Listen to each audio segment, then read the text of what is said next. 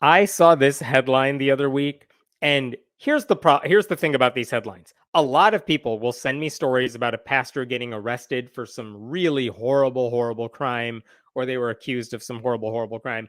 And generally, I'm like, listen, I there's not much more to add to it. I cannot cover stories about pastors behaving badly because that's all I would ever do. It happens every day. It happens multiple times a day. So I ignore that unless there's something about the story that I really want to get into. And then I saw this headline recently.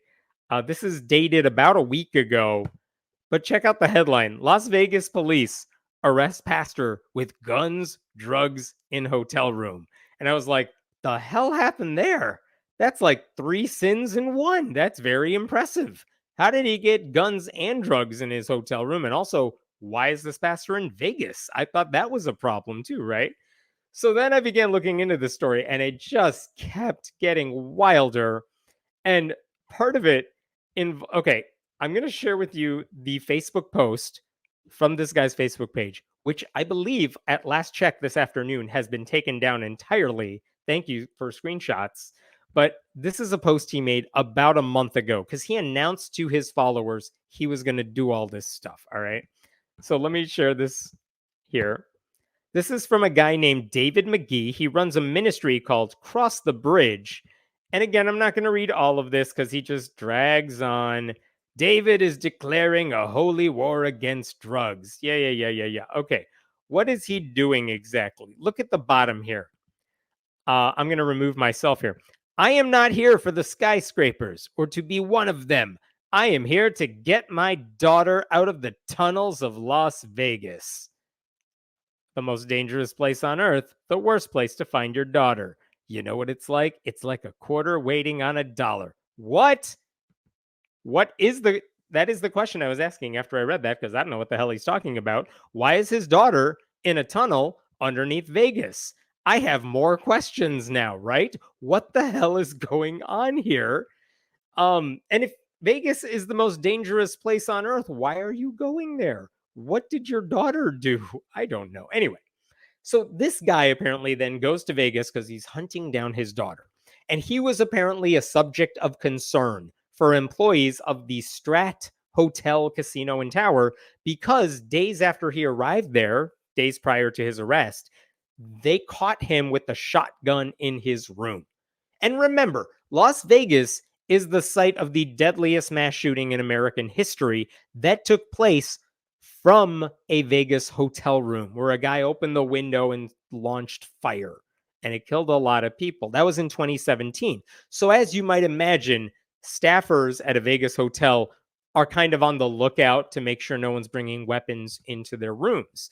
Like staff and police are on high alert to prevent copycat incidents. And so if they learn someone has a weapon in their room, they're going to take that seriously. And they learned this guy had weapons in his room. Why? Because David McGee himself called them and said stuff was missing from his hotel room. So they went to his hotel room to investigate and to talk to him.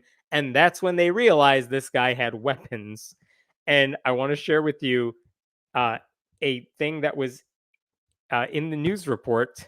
Check this out. When officers asked McGee if he had any weapons in his room, he reportedly replied, "Yes, I have a gun in my guitar case," because he's a pastor, so of course he has a guitar case. Hotel employees had previously warned McGee about the policy after he allegedly brought a shotgun to his room days earlier. So they already knew this guy brought a gun. Then he calls them saying, "My shit's missing." They go up there and they're like, "Do you have more weapons here?" And he's like, "Yes, in my guitar case." And then they're all like, "Oh my God, how did we not catch this earlier?" So that's creepy. So then they start searching his room. And what do they find in his room? Not just weapons, not just an AR 15, but they find hard drugs. They found, and I'm quoting from the news report here, suspected fentanyl pills and powder. And this is also from the same news report. McGee advised the detective that he bought the fentanyl from North Carolina on his private jet to Las Vegas and paid approximately $1,000. Sorry, let's stop. Why does this dude have a private jet? Have you ever heard of this guy? He's not some like mega church preacher. Where the hell is he getting private jet money? Does every pastor have a private jet? I feel like the same way I did when I found out all those right wing trolls were getting Russian disinformation money and they're all getting like $500,000 for like one video a week. And it's like, where are those people on the other side? Like, is everyone getting paid crazy amounts of money except for me? And I'm the only one that doesn't know how to contact someone with gazillions of dollars who will pay me to do exactly the stuff I'm doing now. I don't know. Anyway, back to this thing. This dude on a private jet says he was a user of fentanyl and intended to distribute the fentanyl to his daughter when he locates her. Let's sit with that for a second. This guy went to Vegas to find his daughter, who is hiding in the tunnels of Vegas, and he bought fentanyl to use like that kid from ET used Reese's Pieces. I think he's going to leave like a little trail of fentanyl in the tunnels to his hotel room. Is that what he's doing? Or is he just going to go searching for his daughter one day and he's going to find her and he's going to say, honey, I bought you a gift. And then he hands her a little bag. Like, what? What's the family dynamic here? I have no idea what is happening. I don't understand Christian families. What is happening? Like, nothing screams good Christian father like a drug addicted pastor hoping to give hard addictive drugs to his daughter once he's reunited from her. And why does he need to be reunited? Why did she run away from home? I don't know. What the hell? Anyway, so this dude gets arrested. And then on August 21st, he was supposed to go to court and he didn't show up for a hearing. I don't know why. And so now his next court date is December 19th.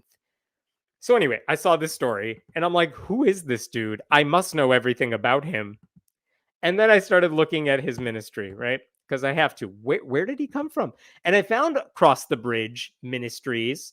And then I was looking around his ministries page. Because again, the whole layout of the website, it does not scream dude with the private jet. It screams dude who designed a website in 1996. And I don't know what he's been doing since then. So here, look at this. He has a whole page about finances. And then this is what he said. Cross the Bridge is overseen by a board of directors and a financial team with President and Pastor David McGee leading. They have a board and a financial team. They always have teams.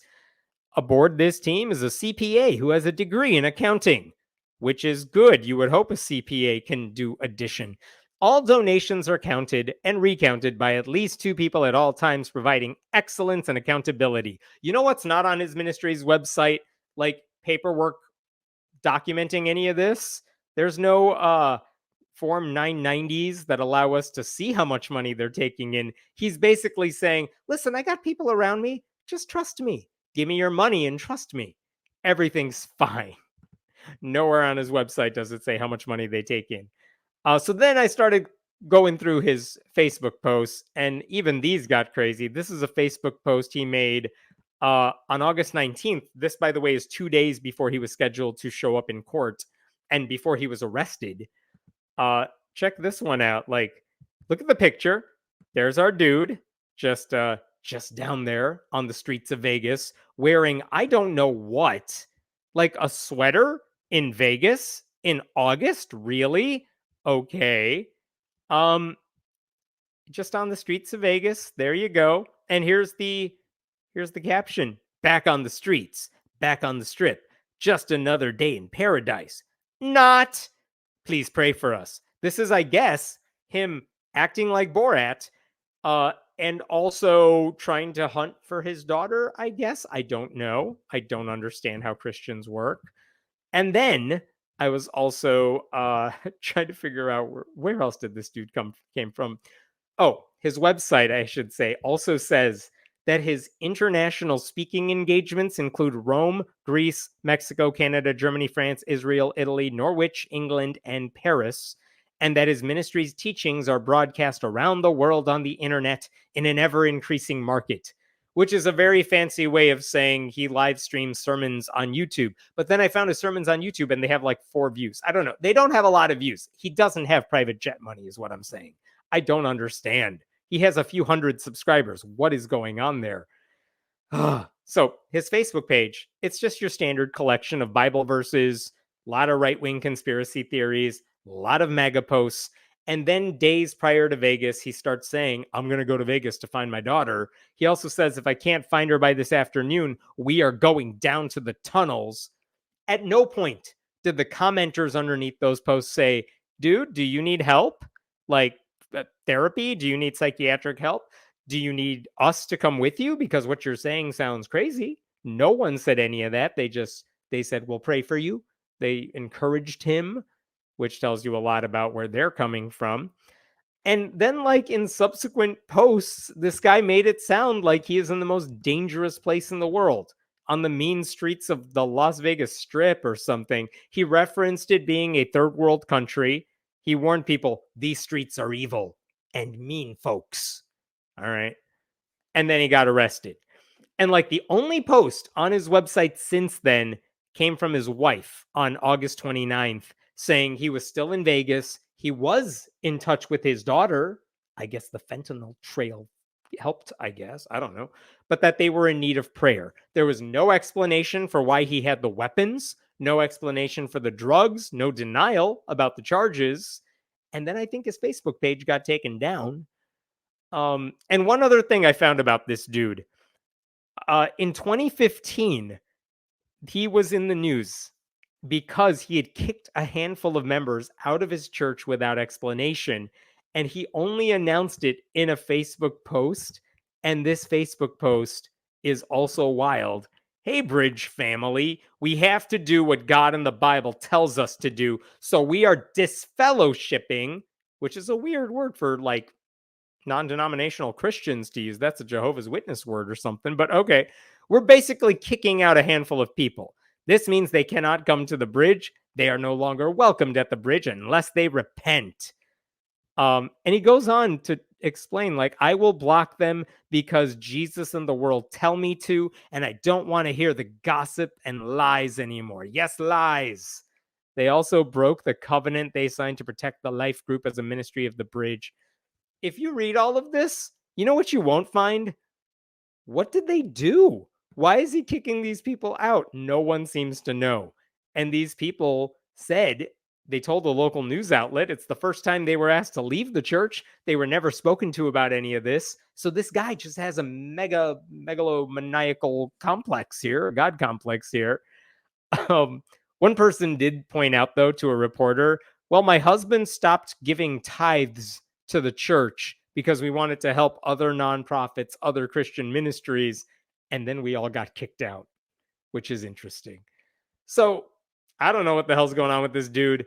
I don't know if anyone else knows what's going on with this dude. Um, I mean, I was tempted to write this off as maybe this guy has some underlying sickness that he wants taken care of, that he needs taken care of. But honestly, the way he writes on his website, the way he posts on Facebook, it's not that different from what you would find any other pastor doing. He has all the trappings of a Christian preacher who is going about his day like normal. And only recently did he like go completely haywire for reasons we still don't know about.